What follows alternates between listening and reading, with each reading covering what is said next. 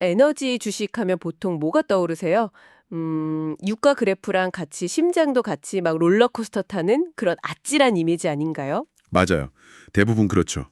오늘은 그 롤러코스터 옆에 아주 견고하게 깔린 철길 같은 어쩌면 좀 지루할 정도로 꾸준한 에너지 분야의 한 지점을 제대로 파헤쳐 보려고 합니다. 네.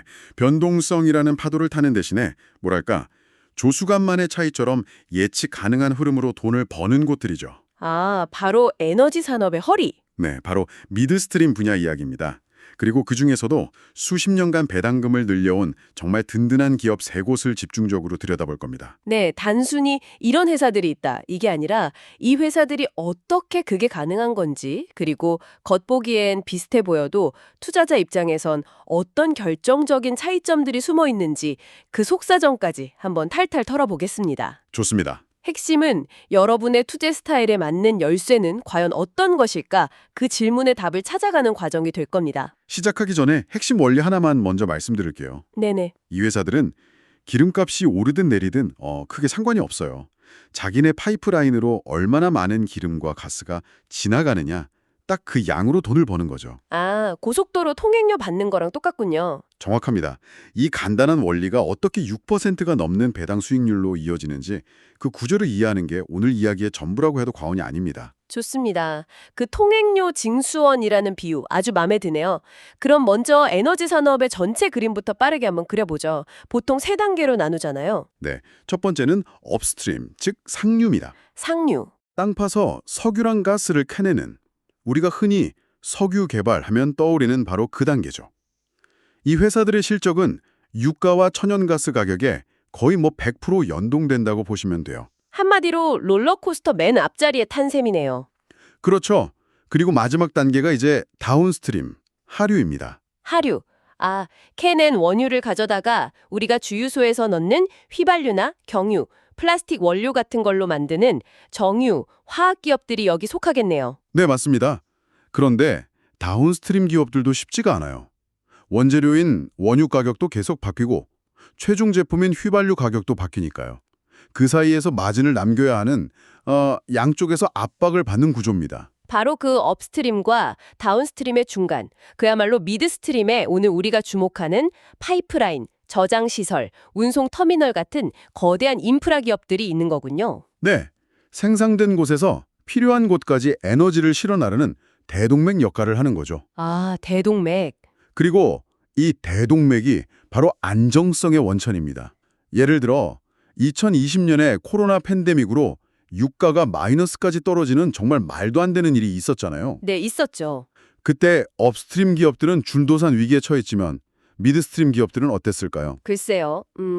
타격이 없진 않았겠지만 사람들이 갑자기 운전을 아예 안 하거나 집에서 난방을 다 꺼버리진 않았을 테니 파이프라인을 흐르는 에너지의 총량은 어느 정도 유지가 됐겠네요. 바로 그겁니다. 물론 수요가 일부 줄긴 했지만 사업의 근간이 흔들릴 정도는 아니었어요. 왜냐하면 계약 대부분이 이만큼의 용량을 쓸게 하고 미리 약속하는 장기 계약이거든요. 아, 장기 계약이요? 네, 고속도로의 차가 좀 줄었다고 통행료 수입이 영원히 되지는 않는 것과 같아요. 이런 꾸준한 현금 흐름이 있으니 투자자들에게 약속한 배당금을 꾸준히 지급할 수 있는 거고요. 근데 안정적이라는 말이 때로는 성장이 없다는 말처럼 들리기도 하거든요. 이런 기업들은 주가 상승보다는 배당에만 의존해야 하는 좀 심심한 투자가 될 수도 있지 않을까요? 아주 예리한 지적이세요. 실제로 미드스트림 주식들은 기술주처럼 주가가 폭발적으로 오르진 않습니다. 그렇죠. 대신 그 성장을 주주들에게 현금, 즉 배당으로 꾸준히 돌려주는 모델에 더 가깝죠. 그래서 은퇴 후 현금 흐름을 만들고 싶은 투자자들에게 특히 인기가 많고요. 그 배당 수준이 어느 정도인가요? 그게 어느 정도냐면 S&P 500 지수 전체의 평균 배당 수익률이 요즘 1%대 초반에 불과합니다. 1%대요? 아, 정말 짜네요. 그렇죠. 그런데 오늘 우리가 살펴볼 기업들은 기본이 5% 중반에서 시작해서 거의 7%에 육박합니다. 와, 단순히 숫자로만 비교해도 한 4배에서 5배 차이가 나는 거죠. 1% 받다가 6%를 받는다고 생각하면 체감이 확 오네요. 게다가 그 배당을 수십 년간 한 번도 삭감하지 않고 오히려 늘려왔다는 거잖아요. 네, 그렇습니다. 솔직히 잘 믿기지가 않은데요. 보통 이렇게 고배당을 주는 주식은 어딘가 위험 요소가 숨어있기 마련인데 이 기업들은 예외인 건가요? 예외라기보다는 사업 모델 자체가 리스크를 최소화하도록 설계된 거죠. 그 주인공들이 바로 원옥, 그리고 엠브리지, 또 엔터프라이즈 프로덕츠 파트너스입니다. 이름만 들어도 든든한 느낌이네요. 특히 배당 이력이 정말 대단하던데요. 네, 캐나다 기업인 엠브리지는 무려 30년 연속으로 배당금을 인상해왔습니다. 30년이요? 네. 1990년대 초반부터 지금까지 그 사이에 얼마나 많은 경제 위기가 있었나요? 닷컴 버블, 금융 위기, 팬데믹을 다 겪으면서도 배당을 늘려온 겁니다. 대단하네요. 엔터프라이즈 역시 27년 연속 배당금 인상이라는 대기록을 가지고 있고요. 원억은 그 정도는 아니지만 에너지 가격이 폭락하던 시기에도 배당금을 삭감하지 않고 버텨온 저력이 있고요. 자, 세 회사 모두 배당 이력이 이렇게 탄탄하다는 공통점이 있는데 투자자 입장에서 본다면 분명히 결정적인 차이점도 있겠죠. 어떤 점을 가장 먼저 짚어봐야 할까요? 가장 근본적인 차이는 기업 구조에서 나옵니다. 기업 구조요. 네. 특히 원옥과 엔터프라이즈를 비교하면 명확하게 드러나는데요. 원옥은 우리가 아는 일반적인 주식회사예요. 애플이나 삼성전자처럼요. 아, 네네. 그런데 엔터프라이즈는 이름 끝에 파트너스가 붙어서 그런지 좀 달라 보여요. 맞아요. 마스터 합작 회사, 영어로는 MLP라고 하던데 이게 구체적으로 뭐가 다른 건가요? MLP는 법인세를 내지 않는 대신에 벌어들인 이익의 대부분을 투자자, 즉 파트너에게 직접 분배하도록 법적으로 설계된 특수한 구조입니다. 회사가 세금을 안 낸다고요? 네. 회사가 내야 할 세금을 아껴서 투자자에게 더 주니까 당연히 배당 수익률이 더 높을 수밖에 없죠. 엔터프라이즈의 배당 수익률이 세 기업 중 가장 높은 6.8%에 달하는 이유가 바로 여기에 있습니다. 잠깐만요. 그럼 세금 혜택까지 받으면서 배당을 더 준다. 그럼 무조건 MLP 구조인 엔터프라이즈가 제일 좋은 거 아닌가요? 숨겨진 단점이 분명히 있을 것 같은데요? 하하, 세상에 공짜 점심은 없죠. 그렇죠. 가장 큰 단점은 세금 신고의 복잡함입니다.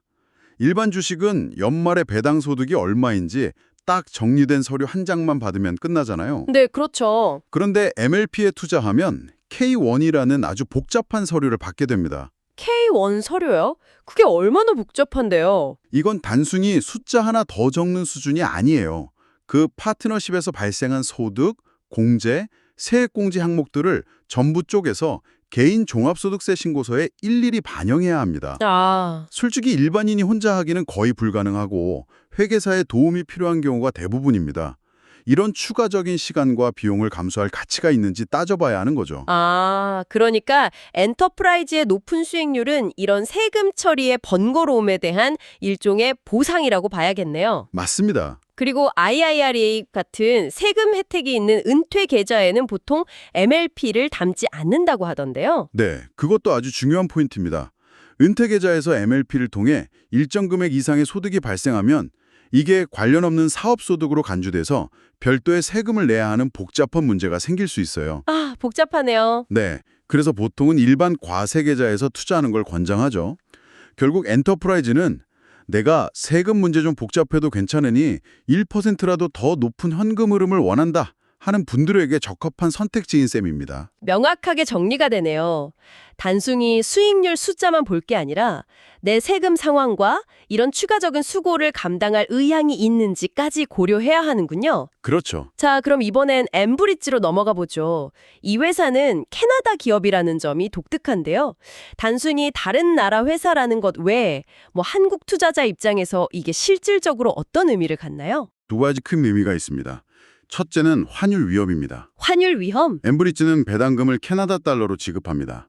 그럼 한국 투자자는 그걸 다시 원화로 환전해서 받게 되겠죠. 만약 캐나다 달러 가치가 원화 대비 하락하면 회사에서 주는 배당금 액수는 똑같아도 내 통장에 꽂히는 실제 원화 금액은 줄어들 수 있다는 뜻입니다. 이것도 생각지 못한 변수네요. 내가 받는 배당금이 회사 실적뿐만 아니라 환율에도 연동되는 거니까요. 맞습니다. 그럼 다른 한 가지는 뭔가요? 바로 사업 다각화입니다. 원옥과 엔터프라이즈는 거의 100% 순수한 미드스트림 사업에 집중하는 순혈주의자에 가까워요. 순혈주의자? 네. 반면 엠브리지는 약간 하이브리드 성격이 있습니다. 물론 핵심은 석유, 가스 파이프라인이지만 상당한 규모의 천연가스 유틸리티 사업도 하고 있어요. 유틸리티 사업이라면 우리가 도시가스 요금 내는 그런 사업을 말하는 거죠? 네, 맞습니다. 그건 파이프라인보다 훨씬 더 안정적이겠네요? 맞습니다. 정부 규제를 받기 때문에 거의 망할 일이 없는 현금 흐름의 끝판왕 같은 사업이죠. 여기에 더해서 엠브리지는 풍력이나 태양광 같은 신재생 에너지 자산에도 꽤 오래전부터 투자해 왔습니다. 신재생 에너지요? 그게 실제 비즈니스에 의미 있는 영향을 줄 정도인가요? 아니면 그냥 시대의 흐름에 맞춰 구색 맞추기 수준인가요? 예를 들어 전체 수익에서 신재생 에너지 부문이 차지하는 비중이 매년 눈에 띄게 증가하고 있는지 아니면 계속 제자리 걸음인지가 장기 투자자에게는 중요한 신호가 될 것 같은데요. 결확한 질문입니다. 현재로선 아직 전체 이익에서 차지하는 비중이 크진 않습니다. 하지만 중요한 건 그 방향성이죠. 아, 방향성. 네. 경영진이 앞으로 다가올 에너지 전환 시대를 어떻게 대비하고 있는지를 보여주는 바로미터거든요. 이건 투자자에 대해 선택의 문제를 던져줍니다. 어떤 선택이죠? 나는 오직 검증된 미드스트림 사업의 안정성에만 올인하겠다고 생각한다면 순수 플레이어인 원옥이나 엔터프라이즈가 더 나을 수 있습니다. 반대로 전통 에너지의 안정적인 현금 흐름을 바탕으로 미래 에너지로의 전환에도 조금씩 발을 담그는 균형 잡힌 포트폴리오가 더 매력적이다라고 생각한다면 엔브리지가 완벽한 선택이 될 수 있겠군요. 바로 그겁니다.